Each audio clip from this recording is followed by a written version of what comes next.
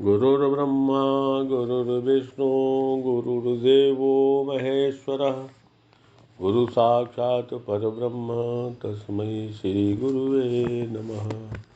ओम शांति शांति शांति। प्रणाम भगवान। दत्तात्रेय जी का वृत्तांत चल रहा था और उनके 24वें गुरु तो पूरे हो गए थे, जिसमें उन्होंने भृंगी से सीखा था कि तो आगे दत्तात्रेय जी कहते हैं, हे राजन, मेरे को 24 गुरुओं से परमार्थ का बोध हुआ है, इसलिए मैं अपने स्वरूप में स्थित हूँ। आत्मानंद को प्राप्त होकर जीवन मुक्त होकर संसार में विचरता हूँ। इस वास्ते मैं चिंता से रहित होकर निर्द्वंद होकर विचरता हूँ। दत्तात्रेय जी कहते हैं कि उपदेश से राजा को भी आत्मज्ञान का लाभ हुआ और राजा भी मोह से रहित होकर अपने घर को चले गए और दत्तात्रेय जी फिर मस्त हस्ती की तरह आत्मानंद में मग्न होकर विचरने लगे।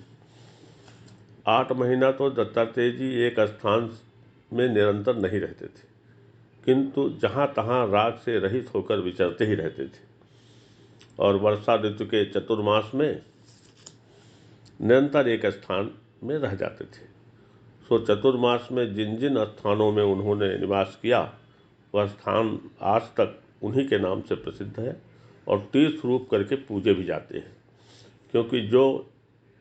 क्योंकि जिस जिस स्थान में स्थित होकर महात्मा लोग तप या निवास करते हैं वह स्थान तीर्थ रूप और दूसरों को पवित्र करने वाला हो जाता है। दत्तात्रेय जी कहते हैं कि दत्तात्रेय जी का एक स्थान गोदावरी के किनारे नासिक में कुछ दूर है और दूसरा जूनागढ़ से 3 मील पर गिरनार पर्वत पर है। तीसरा कश्मीर के श्रीनगर शहर से 2 मील दूर पर्वत पर है और भी बहुत से स्थान उन्हीं के नाम से प्रसिद्ध हैं।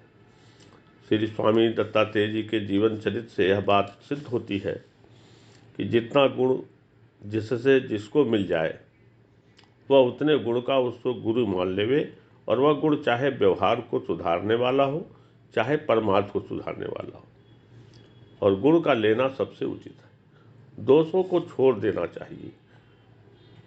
दोषों को छोड़ देना भी एक गुण है और कान में फूंक लगाकर आजकल तो गुरु बन जाते हैं, वह तो अपनी जीविका के वास्ते करते हैं। आजकल भारतवर्ष में दंभ पाखंड बहुत बढ़ गया है। इस वास्ते दंभियों ने वेद और शास्त्रीय रीत को हटाकर अपने नए नए पाखंड को चलाकर नए नए मंत्रों को बनाकर मूर्खों को कान फूंक कर अपने को पशु बना लेते हैं। वह मूर्ख भी उनके पूरे पूरे पशु बन जाते हैं और उन्हीं दंभियों पाखंडियों की पूजा सेवा आदि करते हैं। सो उनका ऐसा व्यवहार वेद शास्त्र के विरुद्ध होने से नरक का ही हेतु है। इस वास्ते उनको इस लोक और परलोक में भी सुख नहीं मिलता। इस वास्ते मुमुक्ष को उचित है कि स्वामी दत्तात्रेय जी की तरह गुणग्राही बनकर संसार में विचरे और किसी चालक के फंदे में फंसकर कान फुकवाए और उसे पशु न बने। जो वेदांती कहते हैं कि फिर कान फुकवा कर दूसरे पशु बनते हैं, वह अत्यंत मूर्ख है। और जो चेलों के कान में फूंक कर उनके गुरु बनते हैं वे वेद शास्त्र की रीत के स्वार्थी मूर्ख ही कहे जाते हैं, क्योंकि वेद शास्त्र में ऐसा लेख नहीं है। किंतु शिष्य के संदेहों को दूर करके उसके आत्मज्ञान का उपदेश करके उसके अज्ञान को दूर कर देना ही वेदांत की गुरु शिष्य की रीति है।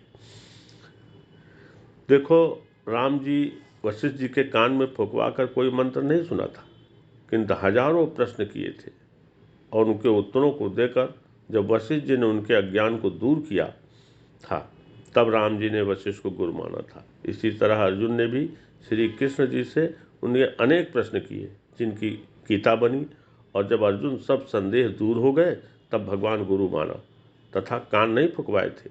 ऐसे ही जनक जी ने याज्ञवल्क्य को गुरु बनाया था, कान नहीं फुकवाए थे। सुखदेव जी ने जनक को गुरु बनाया और कानों को मंत्र में नहीं सुना था। याज्ञवल्क्य जी ने सूर्य से उपदेश लिया था, कान नहीं फुकवाए थे। नचिकेता ने यमराज से आत्मविद्या लिया था, कान नहीं फुकवाए थे। विदुर जी ने सनत कुमार से आत्मविद्या ग्रहण किया था, कान नहीं फुकवाए थे। कहाँ तक कहें, इसी प्रकार और भी बड़े बड़े तत्ववेत्ता वेदांती पूर्व युगों में हुए हैं और इस युग में गुरु नानक जी आज के हमारे महात्मा वेदांती हुए हैं, उन्होंने भी किसी के कान नहीं फुकवाए। इन्हीं युक्तियों और उपनिषद के प्रमाणों से यह बात सिद्ध होती है कि वेदांत सिद्धांत में कान फूंक कर गुरु बनना और कान फुकवा कर चेला बनना यह व्यवहार नहीं है। इससे जो कि ऐसा करते हैं मूर्ख या दम्भी पाखंडी कहे जाते हैं। जो कर्मी हैं वेदांती नहीं है और जो द्विज हैं उनके लिए संस्कारों के समय में यज्ञोपवीत करने वाले से गायत्री मंत्र का उपदेश लेना कहा है, क्योंकि बिना गायत्री मंत्र के शूद्र ही होता है और फिर गायत्री मंत्र के ऊपर अपना दूसरा कोई शिव मंत्र या कोई भी मंत्र लेकर गुरु बनाना द्विजात के वास्ते नहीं लिखा है। जो कर्मी कहाते हैं और फिर गायत्री मंत्र के ऊपर अपना दूसरा शिवाज का मंत्र कानों में फूंक कर गुरु बनकर चेलों के धन को वचन करते हैं, वह दम्भी या कलयुगी गुरु कहे जाते हैं और वह चेलों को मूर्ख ही कहे जाते हैं।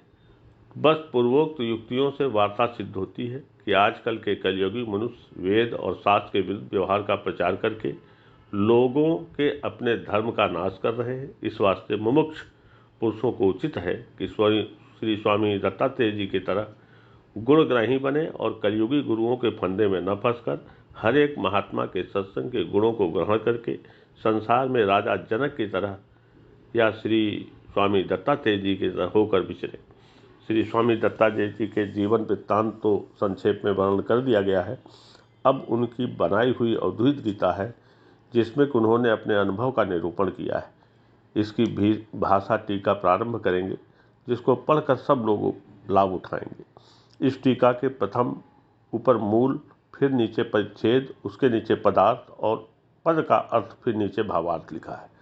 जिसको कि थोड़ा सा ही हिंदी का बोध होगा वह भी इस तात्पर्य को भली प्रकार से ज्ञात लेगा।